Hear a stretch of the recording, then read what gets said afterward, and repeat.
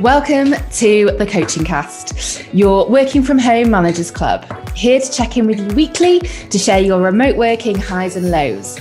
Remind you that you're not alone and acknowledge that there's many of us outside of your living room, kitchen, spare room, car, all sailing through this crazy storm together whilst trying to be the best coach, leader and manager we can be. I'm Suzy Hunt, a business coach, leadership and sales mentor at Future You Coaching, currently taking on my hardest coaching assignment to date, parenting a 1-year-old who certainly doesn't like being questioned. And I'm Lisa Robyn Wood, founder of Grip Corporate Coaching, personal performance coach, leader and chief eye roller when it comes to all nonsensical corporate mumbo jumbo, which suffocates us rather than advocates us. In this podcast, we aim to explore the leadership and coaching techniques required to navigate and survive the current business environment, masks and social distancing measures included. Each episode will present different topics, which we will explore and discuss with support from some special guests along the way, sharing ideas, hints and tips as we go. We won't tell you what to do because we bloody hate that, but we will absolutely share and invite you to take away what you want. We hope you enjoy listening.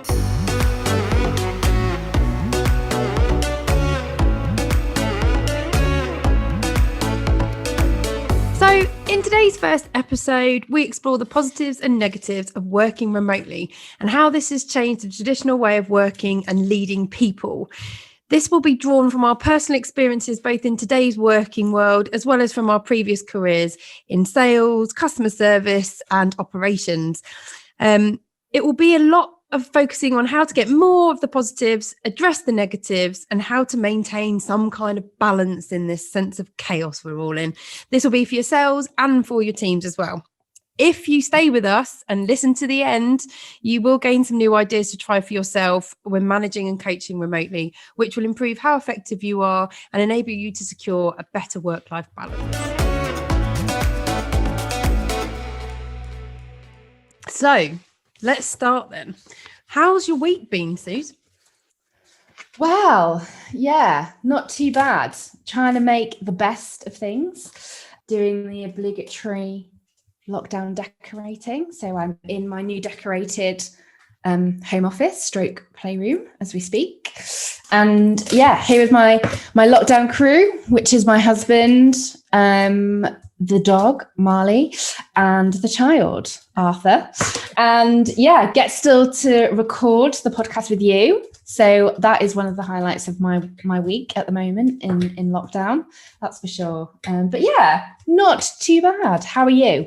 Yeah, fine, thank you. So, obviously I'm here with my my partners in crime, the husband, Dom, and another dog, Alfie Springer Spaniel, who, let's be honest, is a tonic during this whole situation, I think, in terms of getting you out of the house, especially because today the weather was particularly nice. But yes, I think just spending a lot of time really trying to connect more with people and check in, see how people are feeling, trying to get a sense of how everyone's coping and managing through the whole situation, and starting to get a really great sense of themes of how people are feeling, of which I think there are many, and many of which relate to, this scenario we find of being housebound so often, whether that be because of what's being imposed on us, or I think how our habits have changed in terms of how we now move around and how we interact. And I guess that awful phrase, which I bloody hated, the idea of the new normal, and how we actually start living that now. Because I think in some ways it's very true of what people said. There is a lot we won't go back to. And I think there is a possible sense of loss in that in some ways. But actually, I think there's some great stuff that's coming out from how we're having to adapt, especially from the work context. Oh, absolutely. I mean, who would have thought like 12 months ago, Microsoft Teams would be such a thing as it is today? I know I certainly hadn't heard of it 12 months ago. And now I seem to be on it every hour of every day, pretty much. And I think it's really exciting about career opportunities. That's definitely something that I think is becoming more and more clear, which is our ability to now apply for jobs anywhere because it's no longer based on where you live, and you don't have to worry about the excessive commute. And that's opening up so many options and choices and opportunities, which feels like a really positive way to look at things, considering actually so much of what's being talked about for this year for sure, but actually going into the future is about the opposite, things not changing for the good for people when it comes to careers and jobs and what jobs are available and redundancies and things like that. So really, really exciting. Absolutely. That's a really good point. And I'm glad you've got a lockdown crew there with you. Yes, 100%. And for anyone who is feeling the opposite, if you haven't got a crew of your own, obviously we're here to be that crew for you. You can listen to our ramblings and hopefully identify something of joy and entertainment and hopefully even some wisdom along the way. Fingers crossed. But remember, you're not alone. And there are many of us who are in our homes in the working day and are out there listening to each other and are available to connect, and more about how we connect all together via this medium of this podcast coming up in future episodes. Brilliant. Absolutely. Okay, well, should we crack on? Yes, let's get on with it. Brilliant. So in today's first episode, we explore the positives and negatives of working remotely, as Lisa mentioned, and how this impacts being able to coach effectively within the workplace. So let's have a look at the positives and negatives and how to maintain a balance, more importantly, for both yourself as a leader, but also for your teams. Due to the COVID-19 pandemic, many businesses have relocated their staff to remote working. And as a second lockdown in England has now been enforced, this way of working is likely to remain for the foreseeable. The digital culture platform provider Totem surveyed 1,000 UK employees in 2020 and identified that 64% feel working from home is positive on workplace culture, and 61% feel able to complete their work more effectively. However, there was a large proportion, nearly over half of people found it harder to work as a team and felt less motivated. This is where coaching can come in, but can this work remotely? So clearly there are positives and negatives to this kind of new space. So what is your experience of working remotely, Lisa? And what did you find to be the positives and negatives?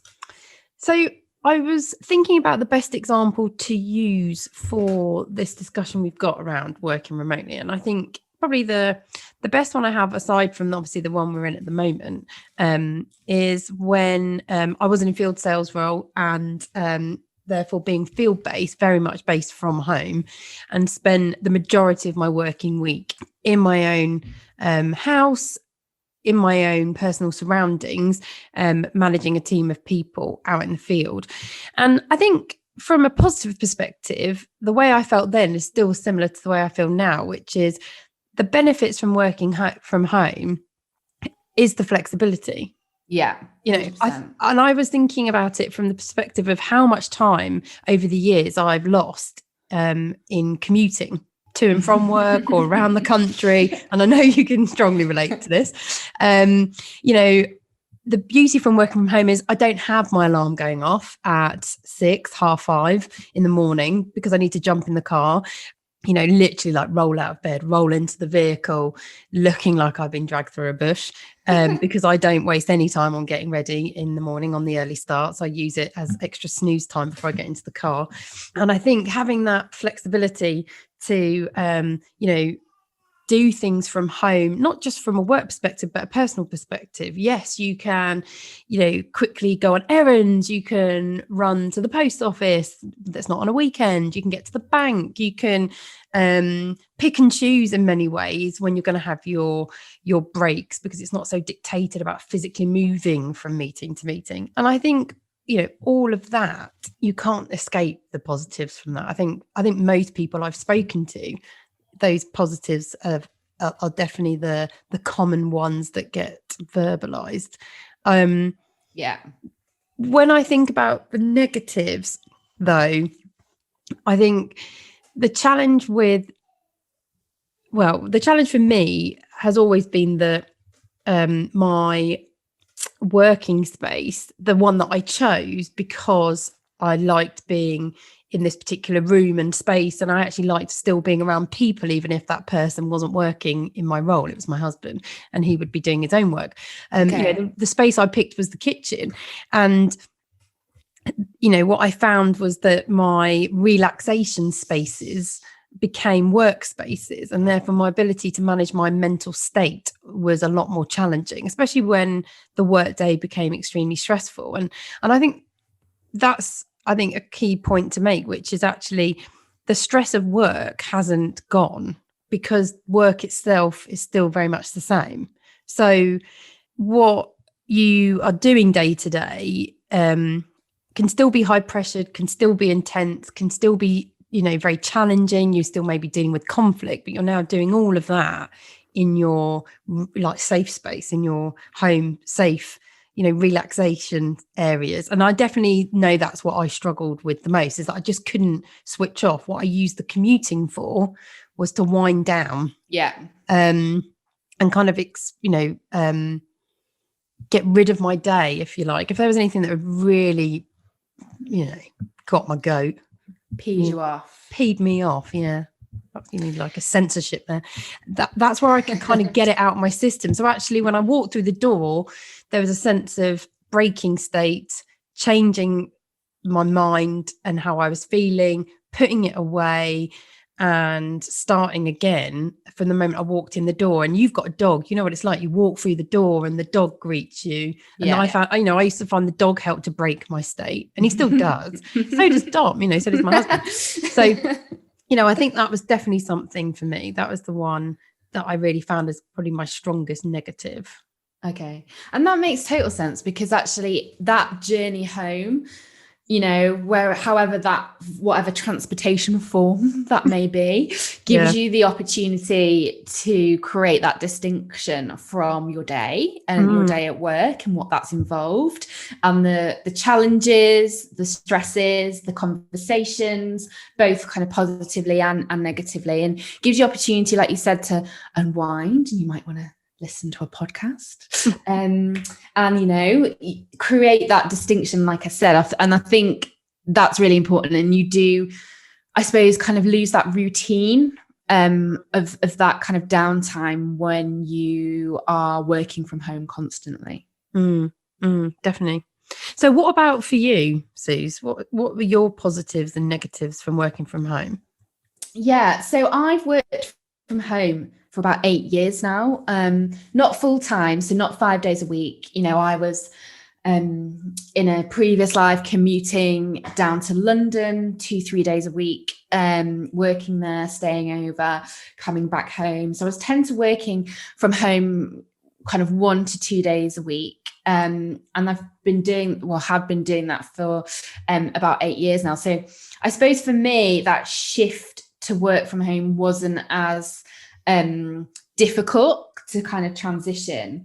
I'm very fortunate that I live in a place where I have an opportunity to have a working space. So I'm very fortunate that I have a home office, and that really works for me. I think that suits me quite well. I have enjoyed, I think, designing it into a space where I want to spend some time. I want to go into it, and I want to enjoy the surroundings within there. And don't get me wrong, when I say design, I mean like literally I've painted it a color that I like, and it's got some nice knickknacks around it. But I fundamentally enjoy spending time in there, and I've got things like quotes on the wall, so like motivational positive quotes, where if I'm having a wobble or I'm not quite sure about something, I just glance up and I can see them, and I'm like, okay, no, you've got this, like this is fine. I've got all my books on display, so I'm not a massive reader, as you'll know, but like if I've got a problem I'm stuck with, or I'm not sure about how I move, for example, a coaching conversation forward, I've got my books displayed, and I'll just go and kind of pick a book up and perhaps have a quick flick through, and it'll give me like a little reminder perhaps of how I might want to kind of approach something. So I've done probably, me and my husband joke about this. Like, I also have done some of my best work in this office. And when I've had to kind of start sharing it with my husband as well, I wasn't particularly keen about this approach.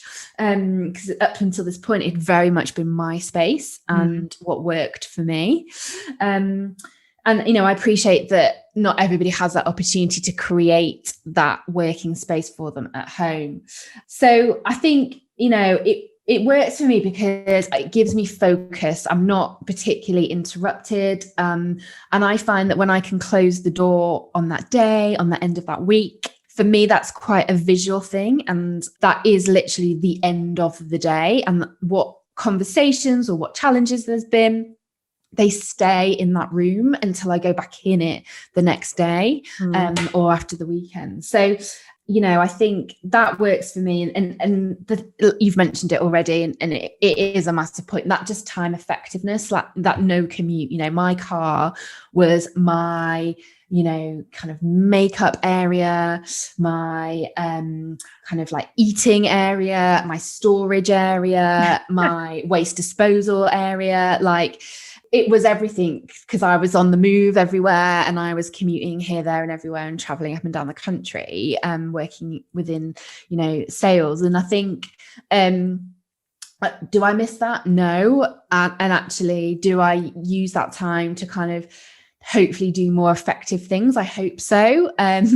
So yeah, I think, that flexibility, that lack of commute is a massive positive, as you've mentioned. And I think the downside for me is probably missing the camaraderie. So, when you would be in an office, and I was lucky that, I was in an office probably like 2 to 3 days a week. But if you happened to be working in an office full time, or for a significant part of the week, you would go and get a coffee or a cuppa from the kitchen or the canteen, and you might bump into someone you haven't seen for a while. You just have a little chat, ask them how they are, how their weekend is, or, they've been ignoring your email and you really need to speak to them, and you get to think, oh, I can speak to them now about this. I can collar them. I can literally rugby tackle them to the ground. There's no absolutely.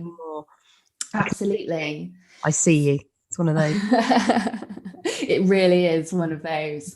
Literally, I see you. Send me your email. I don't think I've had a reply. Yeah, no. You've had 150 meetings that are more important than talking. One of them. Definitely one of them. I love putting people on the spot like that, though. I think it's quite funny. Sadist, absolute sadist. Well, no comment on that one. I'm joking. But, those chats, those just informal kind of little chats that you would have when you go to get your coffee or you go to get your printing from the, photocopy printer. And now if I go and get a coffee, the dog is waiting for me with sad eyes, waiting for me to kind of give him a treat or let him out to go to the loo, or I put some washing out, or while the kettle boils, or just kind of stand there looking out into space, really. So yeah, I think it's quite different. And so for me, I miss that kind of, feeling part of a wider community and that kind of camaraderie. Yeah. And I think there are many of us that can relate to that. And I think you use that great word, which is community, which I think is what is lacking now in a work context. I know people have celebrated it in more of a localized home context, but actually feeling part of an organization with many people, variety of skill sets, personalities, is the challenge now that we're not all together and can see each other and really so obviously see I am part of, one of many, I'm part of something bigger. So I think that's a real common one. And so I think knowing what we've talked about in terms of the negatives of working from home, I think it'd be useful to talk through, bearing in mind, well, we are coaches, so we are forward focused. We like to focus on solutions, but also from our personal experience, both of us have got through this successfully. I'd like to hope.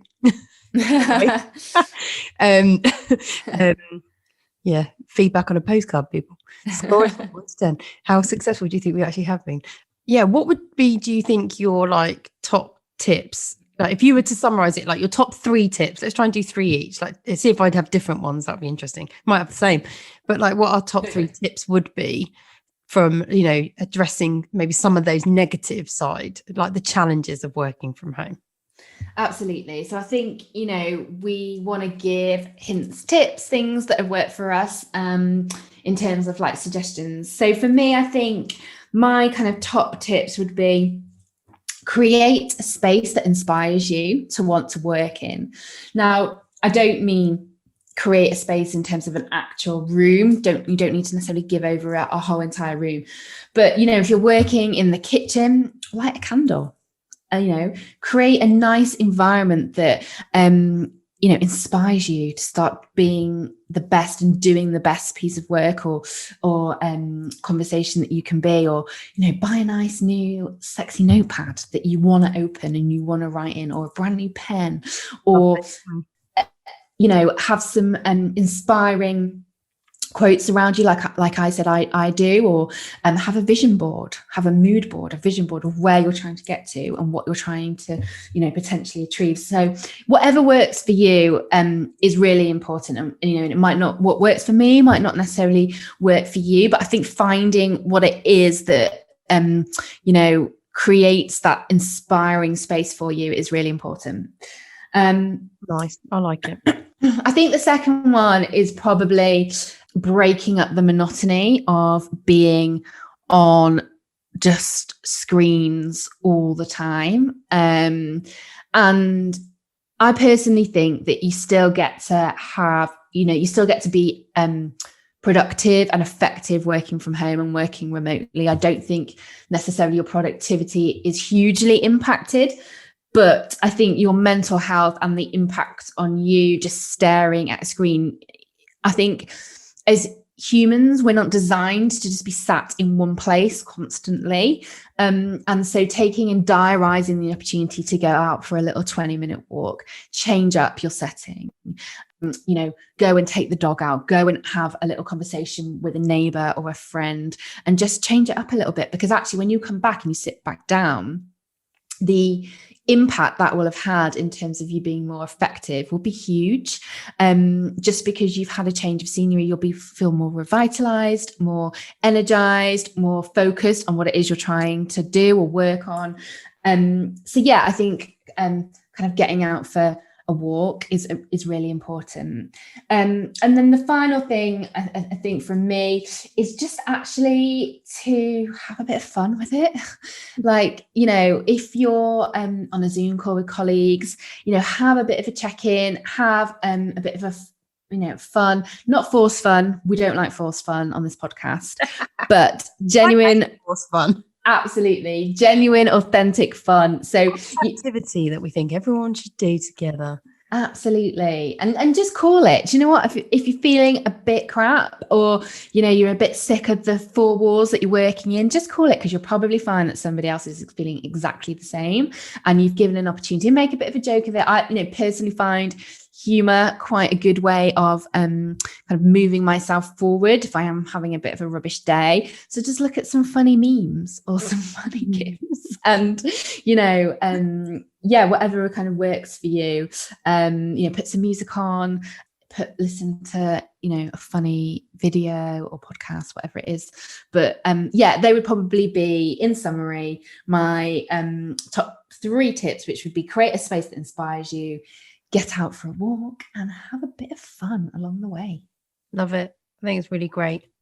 I think to add to that, because I think all 3 of those are fantastic. I think for me, it would be to be clear about when you're starting, when you're finishing, and when you're going to take your breaks, and build them into your day. Because it was really interesting. I heard some insight today from Microsoft, who've done a survey.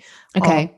About a couple of thousand people who've been working from home, and have found that actually productivity, when they've spoken to these organizations and these people in organizations, productivity has actually stayed fairly flat during this whole situation. But innovation, admittedly, I don't know how they've determined what innovation is. or in terms of how they've measured it, but innovation has actually gone down. And I'm not surprised by that at all, because I think people are being productive because they are being busy. They are filling all hours of the day. I think that's the issue, and that's the watch out. It's the all hours of the day, because now it's so easy to get out of bed and get straight onto your laptop, regardless of the time. That could be in the morning, could be at 7:30 in the morning. And then the ability to turn it off is the challenge, when actually you can just continue to work, because everything you need is there now. It's right in front of you, as well as the pressure to still demonstrate that you are busy, which I'm not suggesting everyone is experiencing, because I think that's a work culture. So it totally depends who you work for and whether or not they're advocating very much a similar working day style and hours. But I think being really clear about when you're going to start your day, if that still is the traditional 8:30, 9 o'clock, being comfortable with that. And when you're going to finish, again, if that's 5 o'clock, bearing in mind, if this is within your gift to be flexible and change and it works for you, brilliant, do it. Work a bit earlier, finish a bit earlier, work a bit later. Yeah. But recognizing what's acceptable to you and your boundaries, I think, and then acknowledging that you need, where your breaks sit, so that you do, as you've recommended, Suzy, which I think is a great one, you go out for a walk, because I think that immediately is setting up a structure. That's immediately saying that you have boundaries in your day. And I think that really helps you to manage your mental and mindset around when you're working and when you're not. So even if you don't have that physical act of shutting the door, if you don't have that room to be able to work and to separate from work, you still know when you're going to start and finish. And I think as well, still giving yourself that ability to celebrate that you've had a day and that you finished that day, and recognizing what's been successful in that day as well. Because for all of us, I think it's about small wins now. Yes. Little pleasures. Absolutely. And I think it's focusing in on those for sure. And I think you're totally right about the people interaction and reaching out to one another. And I would encourage now more than ever that it's important to do so much more of it, so that we are checking in, seeing how everyone is feeling, and just being there. Yeah, definitely. No, I love the idea about the kind of celebrating the small wins, and totally taking that forward and recognizing that, and not just moving on to the next thing, just because we're not in that normal environment where we would celebrate and recognize those small wins. We probably need to do more of that ourselves. And that's really important. Brilliant. So now it's time for our listener questions. So this is where we hear from you, the listener. You send us a question and ask us what perhaps for any advice or hints and tips on what we would maybe do. So this week's question, I will play for you now. Hi, Lisa and Suzy. It's Cara from South Wales. My question this week is, how do you develop and identify what is the best way of coaching someone in this particular time, especially if they're remote working and you are too? Okay. Thanks, Cara from South Wales. Great question. Yeah, great question. And we love great questions on this podcast. We like to try and ask great questions. Challenge is answering them. Now it's us on the spot. So, Lisa, what are your thoughts on Cara's question? So I think this is really interesting, because I think this links really nicely with actually what we have been talking about, which is in respect of staying connected with one another now that we are working remotely from home, and the importance of doing so, to give us that sense of trying to create more of that positivity of being at home, and recognizing that we're still very much part of a team, an organization. And so for me, when I was thinking about this question from Cara, actually I was thinking this boils down to what will be the best will be based on what you've understood from the individual. Be curious. So this is the principle for me with coaching overall, which is coaching starts with curiosity. And I think until you've really spent time listening and understanding to be able to identify the need, you can't select the right approach for the individual. So I suppose not to, what's the right word? I don't want to say this is, it's a complex question. I don't want to oversimplify the answer, I suppose my point being. But I think as a starting point, let's get away from overthinking what could be the best approach for coaching in this situation. How do I best coach someone now we're remote working? Let's strip that all away and just take away the fact that it's irrelevant whether we're remote working. Yeah, absolutely. It's about talking to each other. It's about let's continuing to have a conversation, and a conversation that involves listening and then responding to what you've heard based on clarifying what you've understood in the first place. Because I think only when you've done that and you've truly understood what the individual is going through, what the challenge is potentially, only then can you determine what the right approach is. And then it's about thinking through, well, now I've understood that, how can I move this person forwards? And I always think the simplest templates are the best, of which I think, there are many out there that you can use. There's Grow, everyone's heard about Grow in the coaching context, but it is so simple. It's so famous because it is simple and it works so well. Sometimes those are the best ones.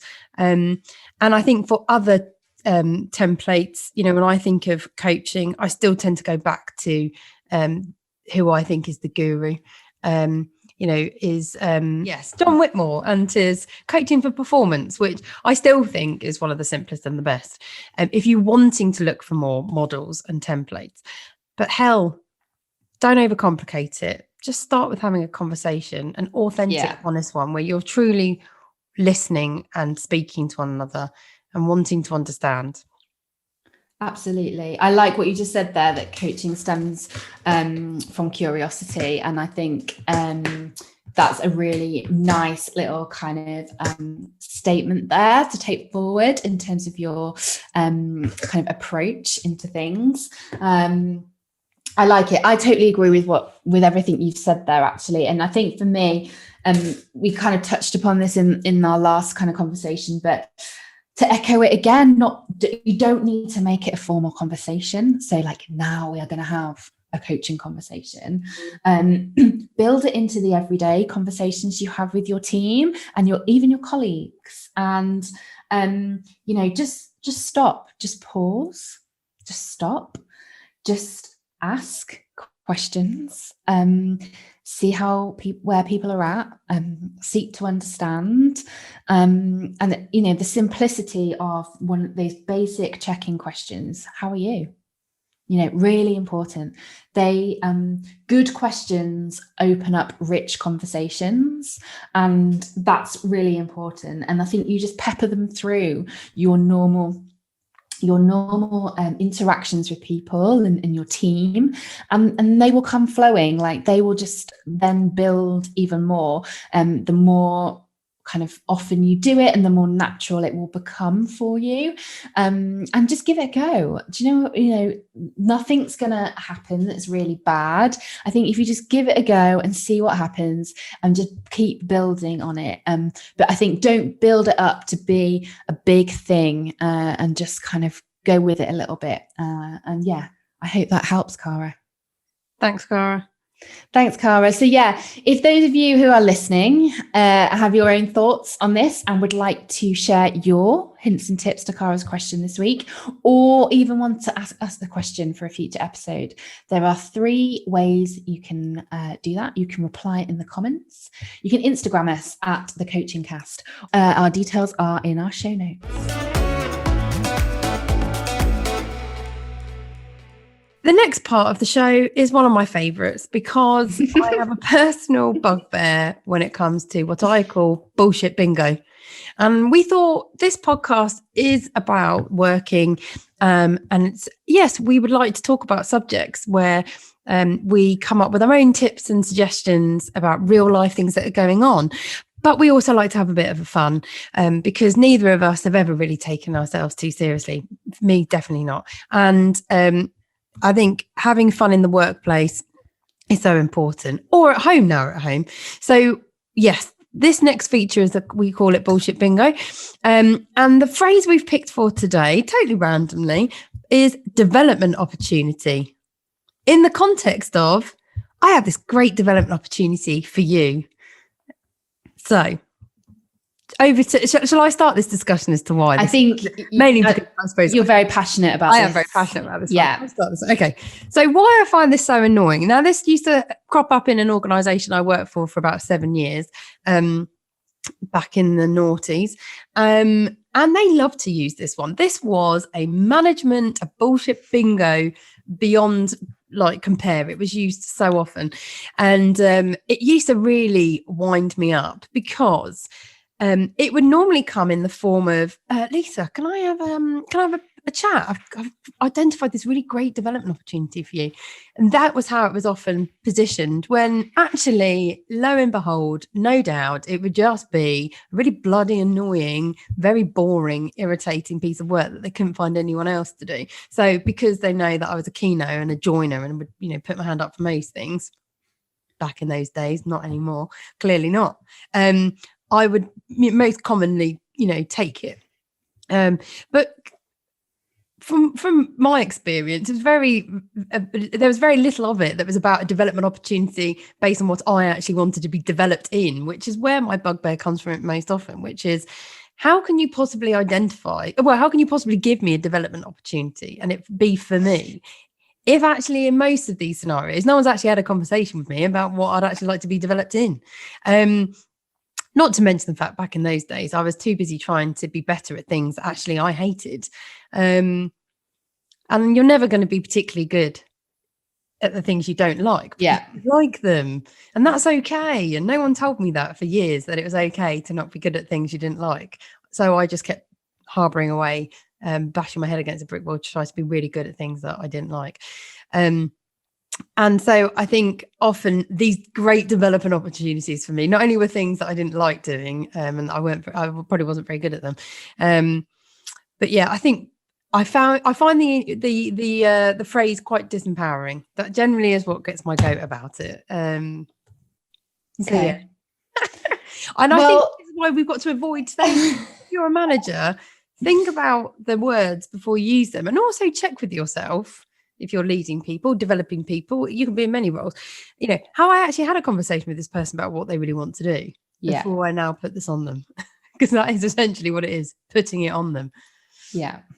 And I think that is a crucial hint and tip from today is, have you had a conversation with yourself? So if somebody was to say this to you, how would you feel? How would you respond to this situation? And are there tweaks that you need to make before you just launch in to having a similar conversation, which obviously somebody had with you an earlier part in your career, and the impact that clearly that had on yourself? Yes. Still causes pain to this day. No. I mean, I think for me, I being very authentic and true, I have probably said this myself. So this might be the end of our podcast together. You haven't said it to me, thankfully. So you're fine. You're fine. This is where everybody who I've ever managed gets in touch and was like, yes, and she absolutely has. But can you check yourself? As long as you've had that development conversation, as long as you feel like you've connected with your people and you've understood what they really wanted to be developed in, I think that's fine. I know. Yeah, I think that was not the case for me. Context is absolutely crucial with this statement, because otherwise it, as it did with you, it will lose its impact and become bullshit bingo. So, I think if you are thinking of or have recently used, I have a great development opportunity for you, you may just want to relook potentially your conversation or how you've planned it, how you've set the context. Does this link in with previous conversations you've had with that person, to create that complete story around that person's development and how this supports what it is they're working towards and working for? If it doesn't, you probably need to go back to the drawing board. Check your agenda. Absolutely. Check your agenda. But if you yourselves have got bullshit bingo phrases from your repertoire, career repertoire, workplaces, then do send them across. I'd love to hear your own. And actually, we can debate them here, share them with the nation, and put forward tips as to how we can change some of those phrases. So use the same contact details as before and send them through. Absolutely. But I think, Lisa, that's all we've got time for today, which is a shame. I've had a great time chatting with you. Me too. The highlight of the week. Yes, especially in lockdown. But today's always be the highlight of your week, surely. Sorry, yeah, surely is, absolutely. So in today's episode, we've discussed the positives and negatives of working and coaching remotely, and how to get more of the positives and hopefully address some of those negatives. And we've shared some ideas and hints and tips of how to gain a better work-life balance. So Lisa talked a lot about having that kind of clear start to finish of your day, having a little bit of fun along the way, creating an inspiring space, and just celebrating those small wins as you go, and making sure you absolutely don't over prepare for those coaching conversations. Pepper them into your natural, normal conversations with your team. Have more conversations. Have more. Yes, have more absolutely. Conversations. Talk with each other more, and use the incredible information you gain from those conversations to build your people up. 100%. So we hope you enjoyed today and have some new ideas to take away and try for yourselves within the workplace. If you have any questions, thoughts or feedback, we'd love to hear from you. And you can contact us at hello@thecoachingcast.co.uk or Instagram @thecoachingcast. So yes, your support means everything. Therefore, if you would like what you've heard from us today, then give us a like, comment on our post, and most importantly, subscribe to future episodes and share. If you think this podcast is worth a listen, then please do share it with your friends, your colleagues, and let's grow our community. So in our next episode, we'll be discussing how to communicate effectively and build solid relationships remotely. And that's going to build on some of what we talked about today, but giving you even more tips and suggestions to try for yourselves. Brilliant. Well, I look forward to chatting with you some more next week. That's all we've got time for today. So thanks very much, Lisa. Yeah, thanks, Suzy. Thanks, everyone, for listening.